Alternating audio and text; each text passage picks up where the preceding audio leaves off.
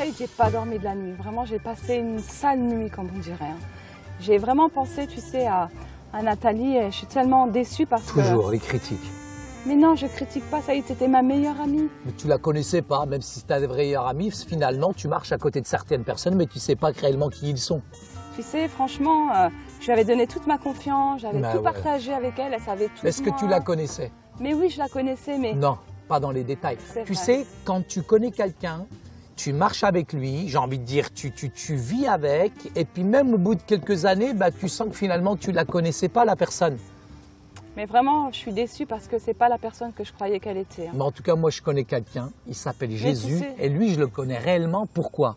Parce que Fatima, quand je lis les miracles qu'il y a dans la Bible, quand je regarde ce qu'il a accompli, c'est quand même extraordinaire. Et Jésus fréquentait toutes sortes de personnes. Ouais, mais moi, tu sais pourquoi j'étais attachée à elle finalement? Pourquoi? Je me suis rendu compte parce qu'elle avait une place importante dans la société, elle avait de l'argent, elle était jolie.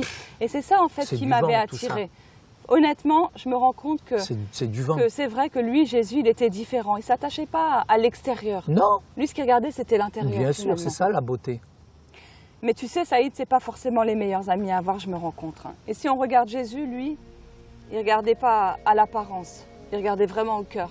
Tu sais qu'à l'époque de Jésus, la plupart des gens pensaient qu'il serait aux côtés des notables, des riches, des bien-pensants de la société. Mais finalement, c'est tout l'inverse. Jésus, il était avec les personnes qui étaient fragilisées, non seulement socialement, mais même ceux qui n'étaient pas fragilisés économiquement, mais quand même qui étaient des personnes déshonorables, aussi, qui étaient quand même des gens qu'on mettait de côté, etc. Jésus, il était plutôt avec ceux qui étaient mal aimés, avec les personnes déshonorables, je dirais vulnérables. Mais en même temps, il les traitait avec beaucoup d'amour, avec beaucoup de compassion, et même Jésus osait les appeler quand même ses amis. Et plus tu lis la parole de Dieu, plus tu te rends compte véritablement avec force et avec conviction que Jésus, en fréquentant ces personnes-là, il nous révèle véritablement sa personne. Et tu sais ce que j'aime bien dans la parole de Dieu, c'est qu'on voit que Jésus, il était quand même en compagnie des femmes. Alors pas pour les mauvaises raisons, mais il voulait les valoriser, il voulait leur donner une place importante dans la société. On a souvent dit que la Bible, c'était une religion anti-femme, le christianisme, c'était une religion anti-femme, mais c'est pas vrai. Jésus, il a donné une importance et une valeur à la femme.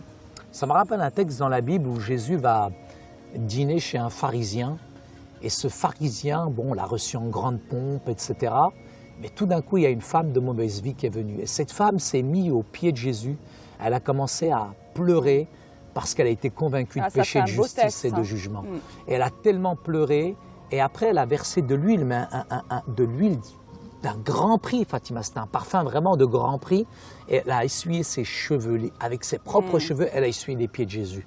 Et cet homme qui avait invité Jésus était comme offusqué, il dit mais comment il était horrifié à l'idée que Jésus puisse se laisser toucher, je dirais, par cette femme. Il se disait dans sa tête, mais s'il savait qui était véritablement cette femme, et Jésus qui savait ce qu'il y avait dans le cœur de cet homme lui a dit, écoute, tu es venu, tu m'as accueilli, tu m'as pas lavé les pieds, mais elle m'a lavé les pieds avec ses larmes. Jésus était capable de recevoir tout homme, de toute femme, de toute catégorie sociale, et même le pécheur le plus bas, comme ces deux gars qu'on vient de passer là, Jésus les aime aussi. C'est sûr. Hein.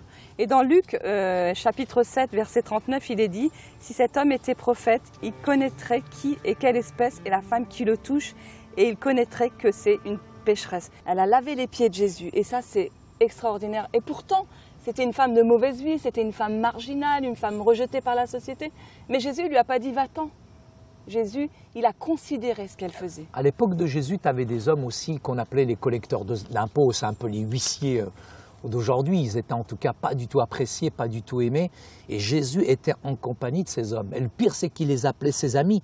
Et il y a un texte biblique dans Marc chapitre 2, versets 15 et 17, si tu peux nous le lire, Fatima. Beaucoup de publicains et des gens de mauvaise vie se mirent aussi à table avec lui et avec ses disciples, car ils étaient nombreux, et ils l'avaient suivi. Les scribes et les pharisiens, le voyant manger avec les publicains et les gens de mauvaise vie, dirent à ses disciples, « Pourquoi mange-t-il et boit-il avec les publicains et les gens de mauvaise vie ?» Et encore une fois, on voit que Jésus, il ne regardait pas à l'apparence. Lui, ce qu'il regardait, Jésus, c'était au cœur.